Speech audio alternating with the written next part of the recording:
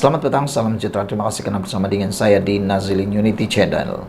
Hutang Felda Muhyiddin heret Anwar ke mahkamah. Yang kita tunggu-tunggu akhirnya benar-benar terjadi dan akhirnya mereka akan masuk sekali lagi dalam mahkamah. Muhyiddin Yassin menfailkan writ saman ke atas Perdana Menteri Anwar Ibrahim berhubung isu penghapusan hutang peneroka Felda yang menyaksikan kedua-dua pemimpin politik itu terbabit dalam pertikaian. Saman berkenan difailkan peguam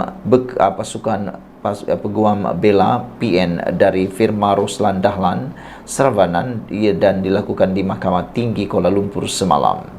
Tindakan sivil itu dibuat susulan Muhyiddin dan Anwar saling mengancam untuk mengambil tindakan undang-undang berikutan ucapan Perdana Menteri pada majlis sambutan Hari Peneroka Felda di Serdang pada 7 Julai lalu. Muhyiddin yang juga Presiden Bersatu antara lain menuntut ganti rugi am teruk dan ganti rugi teladan yang setimpal dengan pempasan RM200 juta daripada Anwar. Selepas menerima surat tuntutan daripada Muhyiddin atas dakwaan fitnah pada 21 Julai pula, Anwar membalas dengan menghantarnya pendahuluan surat tuntutan sebanyak 200 juta ringgit berhubung dakwaan memfitnah Perdana Menteri.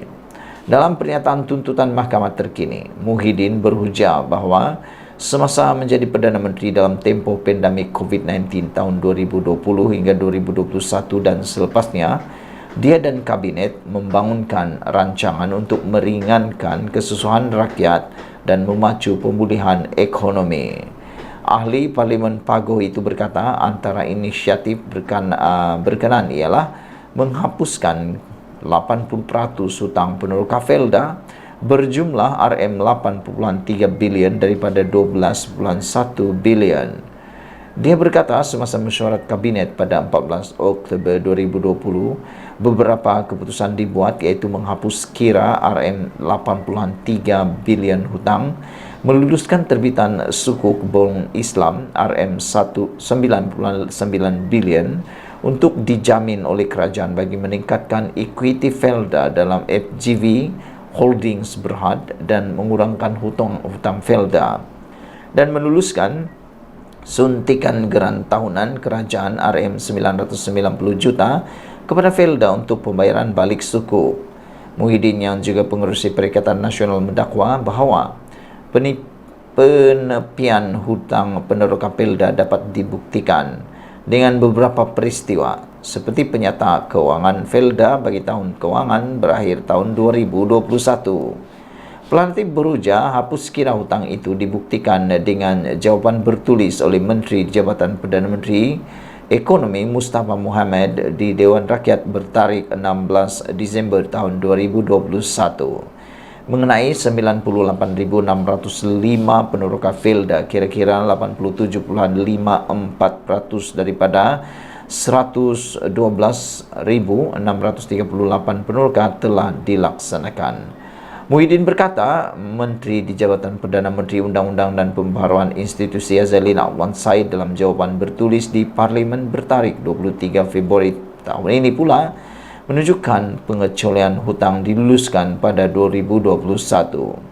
Alternatif juga menegaskan kenyataan media oleh pengerusi Felda Idris Juso dan peneroka sendiri bahawa RM83 bilion telah dihapus kira pada tahun 2021. Muhyiddin mendakwa kenyataan Anwar yang dibuat pada 7 Julai lalu antara lain membayangkan dia berbohong mengenai penghapusan hutang peneroka Felda serta seorang yang tidak menunaikan tanggungjawabnya sebagai Perdana Menteri ketika itu mengenai pengecualian hutang dan menyalahgunakan kuasa.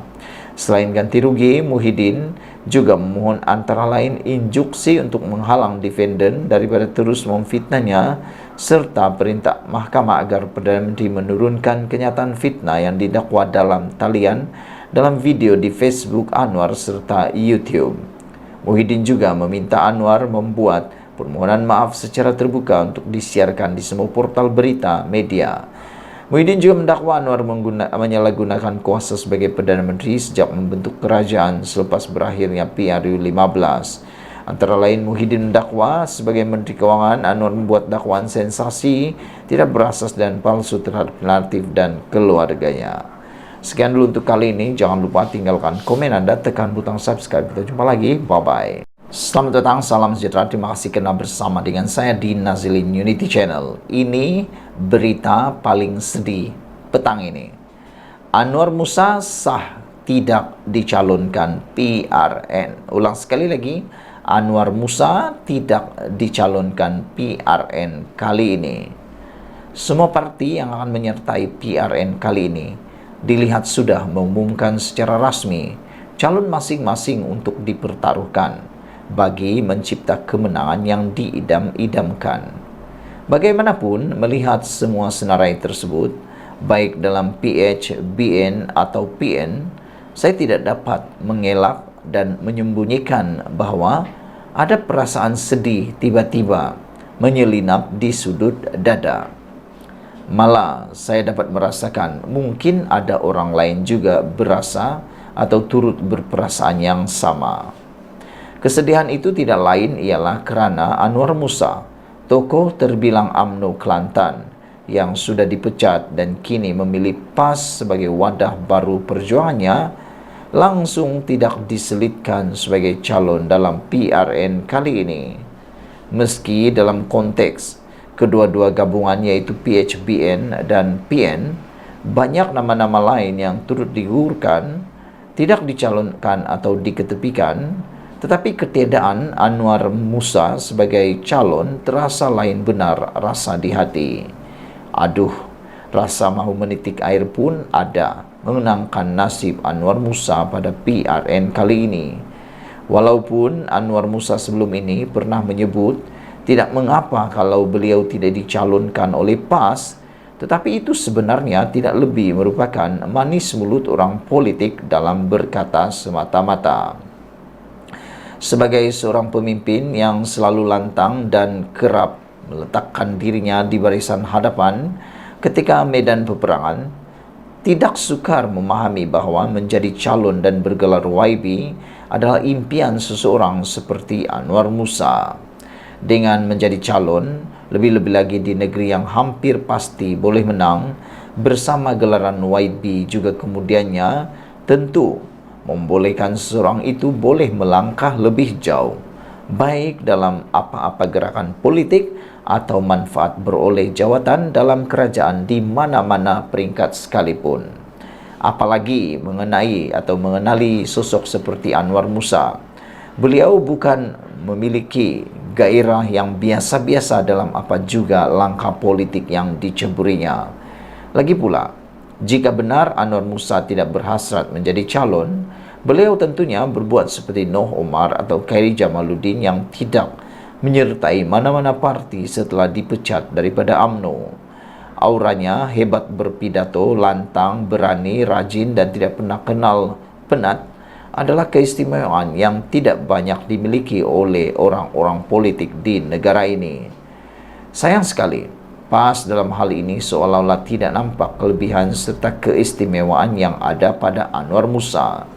Bersama pengalaman seperti bekas menteri yang sentiasa berjaya menghirupkan setiap kementerian yang diterajuinya, di samping sepak terjang politiknya yang luas dalam UMNO, meletakkan Anwar sebagai calon PRN adalah satu keuntungan berganda buat parti itu untuk membawa masa depan yang lebih baik bagi kerajaan Kelantan. Segala ilmu, pengalaman, kemahiran serta kelebihan yang ada pada Anwar Musa sepatutnya boleh dimanfaatkan oleh PAS untuk mereka melangkah lebih jauh sebagai parti yang dilihat mampu menawarkan kepakaran teknokrat untuk memajukan negeri itu. Keyakinan bahawa Anwar Musa akan dipilih sebagai calon selain disebabkan penyertaannya ke PAS dibuat sebelum berlangsungnya PRN dan kemudian disusuli dengan super aktifnya berceramah ke sana sini, ia juga didorong kegairahan bekas menteri itu memuat naik gambar-gambarnya pusing keliling kampung dengan menaiki motosikal klasik beroda 3 yang tidak murah harganya itu sejak kebelakangan ini. Dalam hati saya membayangkan, pastilah dalam kempen nanti Anwar akan menggunakan lebih banyak motosikal untuk berbanding menaiki kereta untuk gerakan kempennya. Seterusnya saya membayangkan lagi bagaimana Anwar Musa dengan jubah dan kopiah putihnya menaiki motosikal untuk berjumpa dan menyapa pengundi, dan itu tentunya mencetuskan fenomena yang dikatakan di seluruh negara. Terbayang juga di minda saya bagaimana lebih menarik lagi jika Anwar Musa turut menukar warna motosikal klasiknya itu daripada merah kepada hijau, yaitu warna rasmi parti barunya. Tapi semuanya hanya tinggal bayangan tanpa ketahuan saja kini. Yang tiba-tiba datang menerpa, masih adakah lagi masa depan Anwar Musa dalam PAS selepas ini? Sekian dulu untuk kali ini. Jangan lupa tinggalkan komen Anda, tekan butang subscribe. Bye-bye. Selamat petang, salam sejahtera. Terima kasih karena bersama dengan saya di Nazilin Unity Channel. Cobaan matikan legasi Nick Aziz. Nick Abdu sendiri tolak tawaran 2 kerusi, kata Tuan Ibrahim. Semalam kita dikejutkan dengan apabila diumumkan senarai calon PAS di Kelantan, Nick Abdu adalah antara orang yang tidak disenaraikan di dalam calon tersebut. Ini menimbulkan spekulasi yang sangat kencang di mana-mana bahwa ada cobaan mahu matikan legasi Nick Aziz. Namun demikian, penjelasan daripada Timbalan Presiden PAS juga mengejutkan kita. Timbalan Presiden PAS, Datuk Seri Tuan Ibrahim Tuan Man, menafikan dakwaan wujudnya cubaan untuk mematikan legasi almarhum Tan Sri Nick Abdul Aziz dengan tidak mencalonkan anak Mursyidul Am itu, Nick Muhammad Abdu, pada pilihan raya negeri PRN di Kelantan. Tuan Ibrahim yang juga ahli Parlimen Kubang Krian berkata, Nick Abdu menolak 2 kerusi yang ditawarkan dan berlapang dada sekiranya tidak bertanding pada PRN 12 Ogos depan. Tiada isu berhubung ketiadaan Nick Abdu dalam PRN kerana dalam politik ruangnya adalah banyak dan besar, bukan untuk bertanding semata-mata, kata beliau. Kita ada tawarkan 1-2 kerusi namun beliau tolak. Nick Abdu pun kata tidak bertanding pun tidak mengapa. Beliau boleh fokus kepada sekolah agama yang diuruskannya, kata beliau lagi. Ketiadaan Nick Abdu yang juga bukan untuk mematikan legasi Allahyarham Tan Sri Nick Abdul Aziz, kerana untuk meneruskan legasi bukan hanya perlu menjadi calon, sebaliknya perjuangannya yang perlu disambung, kata beliau lagi. Bekas Menteri Alam Sekitar dan Air itu berkata demikian pada sidang media selepas majlis pengisytiharan calon Perikatan Nasional PN Kelantan di dataran warisan Stadium Sultan Muhammad ke-4 di Kota Bahru malam tadi. Dalam masa sama, Tuan Ibrahim hanya tersenyum dan enggan mengulas apabila pemberita bertanyakan sama ada benar dakwaan mengatakan Nick Abdu meminta untuk bertanding di Dewan Undangan Negeri Dun Cempaka. Sebelum ini wujud desas-desus bahawa Nick Abdu yang juga bekas ahli Parlimen Bacok akan bertanding di kerusi Dun Cempaka yang merupakan kawasan almarhum ayahnya. Malah Mursyidul Am PAS Datuk Seri Hashim Jassin telah mengesahkan bahawa nama Nick Abdu melepasi tapisan Majlis Syura sekaligus layak menjadi calon parti itu pada PRN nanti. Pada pilihan raya umum ke-15 November tahun lalu, Nick Abdu tidak tersenarai sebagai calon untuk mempertahankan kerusi Parlimen Bacok. Awal tahun lalu, Nick Abdu lantang mempersoalkan pengguguran Datuk Dr. Muhammad Khairuddin Aman Razali sebagai ahli jawatan kuasa IJK PAS Pusat kerana ia dilihat memberi persepsi tidak baik kepada parti. Khairuddin kemudiannya mengumumkan berhenti menjadi ahli PAS pada Mac tahun lalu selepas 33 tahun menyertai parti itu dan menjawat pelbagai jawatan kepimpinan. Saudara-saudara sekalian, spekulasi ini makin bertiup kencang. Walau bagaimanapun, terpulanglah pada anda untuk menilai apakah ianya adalah satu cubaan mau mematikan legasi Nick Aziz, ataukah memang benar Nick Abdu sendiri yang tak mau bertanding lagi, atau benarkah Nick Abdu sebenarnya mahu kerusi di Dun Cempaka? Sekian dulu untuk kali ini. Jangan lupa tinggalkan komen anda, tekan butang subscribe, ikuti terus ulasan selepas ini. Selamat petang, salam sejahtera. Terima kasih karena bersama dengan saya di Nazilin Unity Channel. Heboh cerita ini di media sosial apabila rupa-rupanya yang disangka ramai datang dalam kempen Perikatan Nasional itu ialah sesuatu yang tak sebenar-benarnya berlaku. Apabila rahasia besar didedahkan, ramai datang tu orang luar. Perikatan Nasional rupanya import anak seluang, kata Harapan Daily.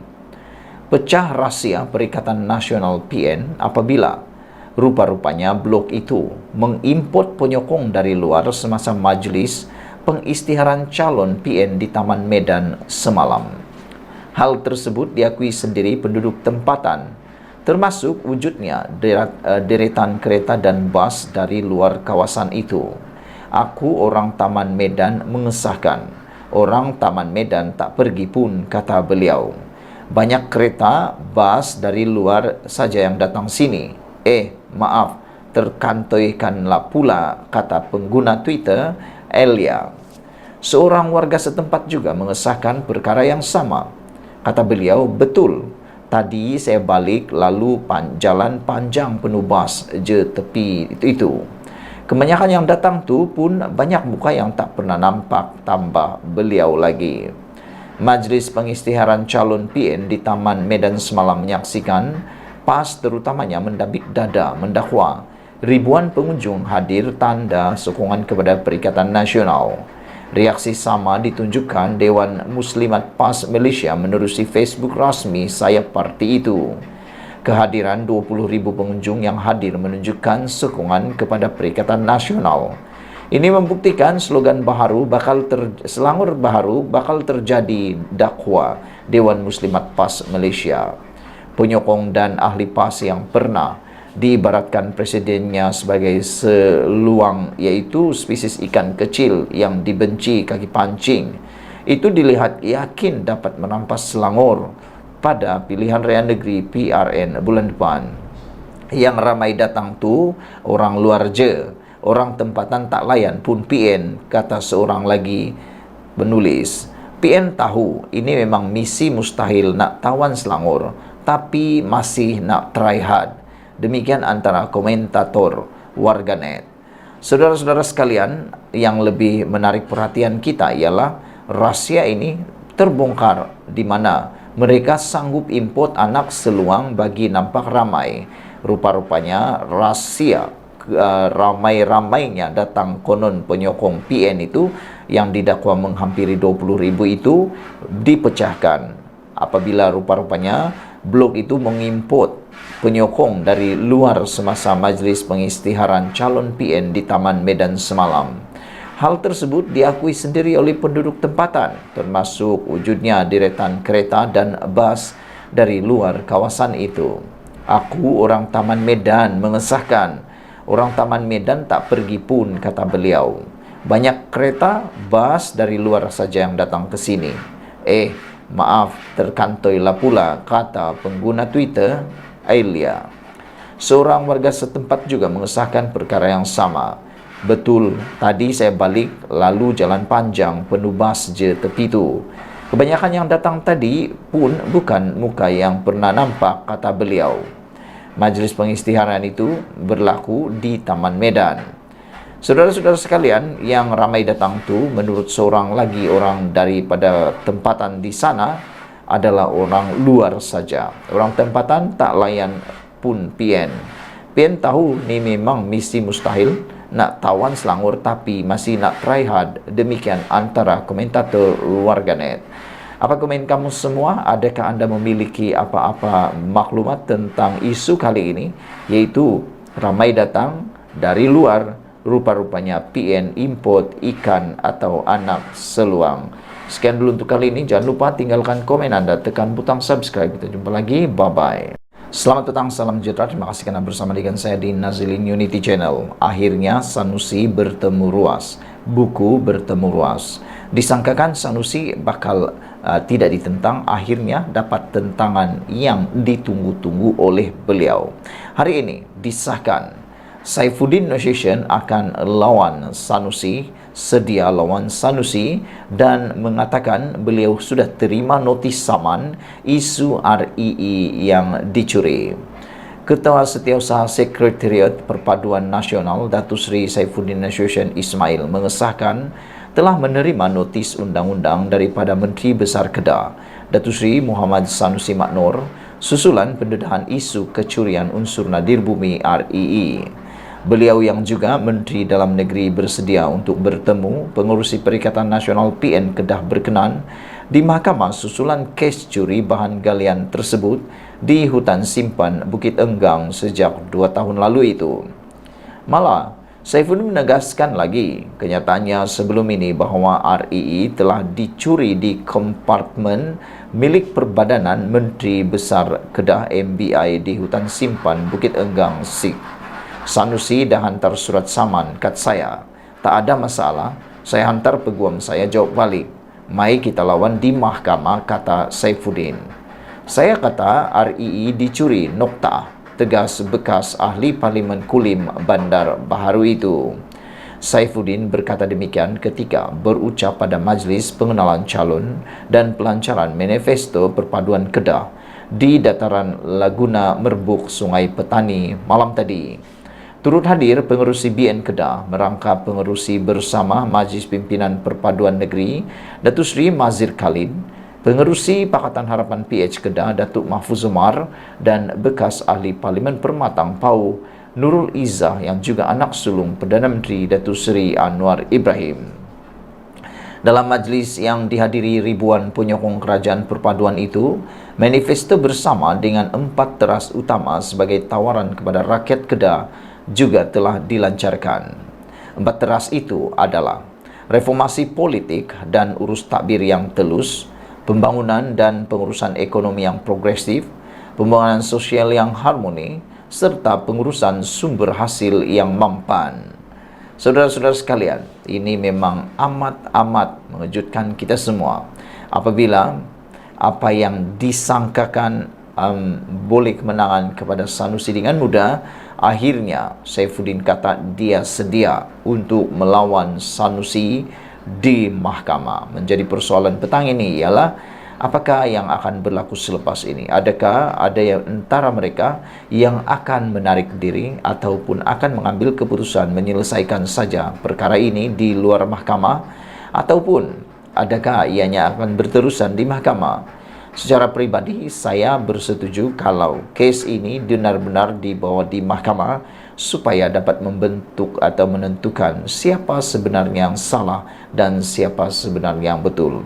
Kerana sehingga kini kita masih belum tahu siapa yang benar, siapa yang salah. Kadang-kadang yang kita dengar itu adalah cerita separuh benar maupun tak benar langsung. Jadi oleh sebab itulah apabila ianya dibawa ke mahkamah, itu satu perkara yang amat baik dan positif. Dan seperti yang dilakukan oleh Saifuddin Nasution Ismail ini satu tindakan yang berani, tindakan yang terpuji kerana meneruskan lawan tetap lawan supaya kebenaran dapat kita ketahui. Ikuti terus ulasan selepas ini. Selamat petang, salam sejahtera. Terima kasih kerana bersama dengan saya di Nazilin Unity Channel. Sejak kebelakangan ini hangat tentang kenaikan harga barang dan penurunan harga barang. Akhirnya ayam dah RM7.79 sekilo, walaupun saja masih terus meratib harga barang naik. Harga barangan asas yang dikawal kerajaan tidak naik pun, tetapi penyokong pembangkang yang digelar walaupun masih terus mendakwa harga barangan melambung. Kerajaan Perpaduan terbukti komited mengawal dan memantau 43 jenis barangan kawalan dengan satu pun tidak naik setakat ini. Malah, harga ayam runcit contohnya pada ketika ini masih di bawah harga kawalan maksimum yang ditetapkan, yaitu RM9.40 sekilogram. Menerusi perkongsian di laman Facebook, Menteri Komunikasi dan Digital Fahmi Fadzil mempersoal dakwaan sesetengah pihak kononnya harga barang naik. Ayam RM7.79 sekilogram dah ni.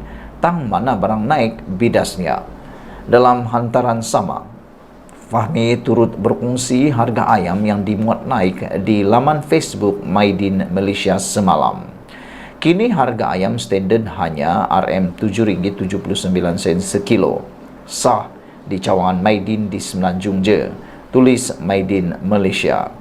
Sebelum ini pun warganet berkongsi harga ayam segar di kawasan masing-masing yang menunjukkan perbezaan ketara semasa pentadbiran Kerajaan Perikatan Nasional PN.